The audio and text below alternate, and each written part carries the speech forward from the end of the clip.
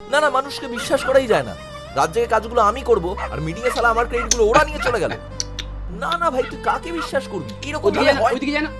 আরে দাদা একটু চুপ করুন না, দেখতে পাচ্ছেন তো ফ্রাস্ট্রেটেড। সরি দাদা।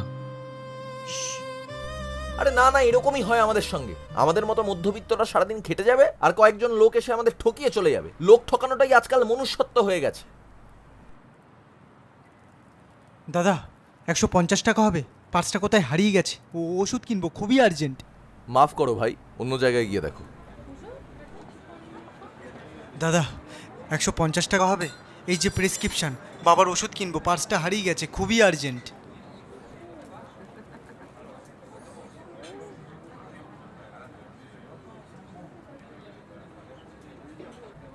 পুরো টাকাটা রেখে দিন, যদি দরকার পড়ে।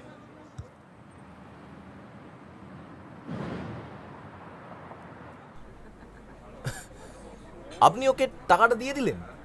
জানেন এভাবে কত লোক ঠকায়? জানি। তাহলে দিলেন কেন? পাগল নাকি?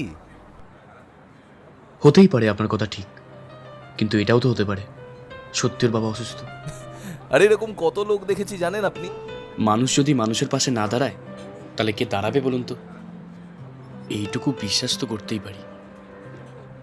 আমার বাবা বলতো মানুষের উপর বিশ্বাস হারানো অন্যায়। হ্যাঁ আমি জানি লোক ঠকানো অনেক বড় পাপ, কিন্তু তার থেকে অনেক বড় পাপ হতো যদি আমাকে টাকাটা না দিতাম আর ও বাবা সত্যি যদি অসুস্থ থাকতো।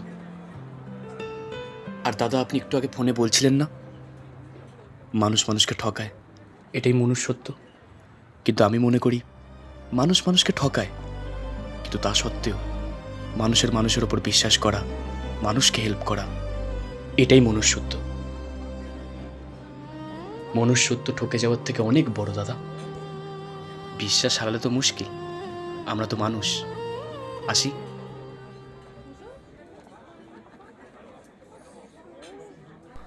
পাগল, বুঝবো একদিন।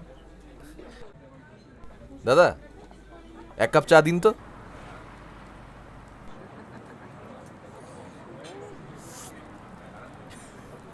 দাদা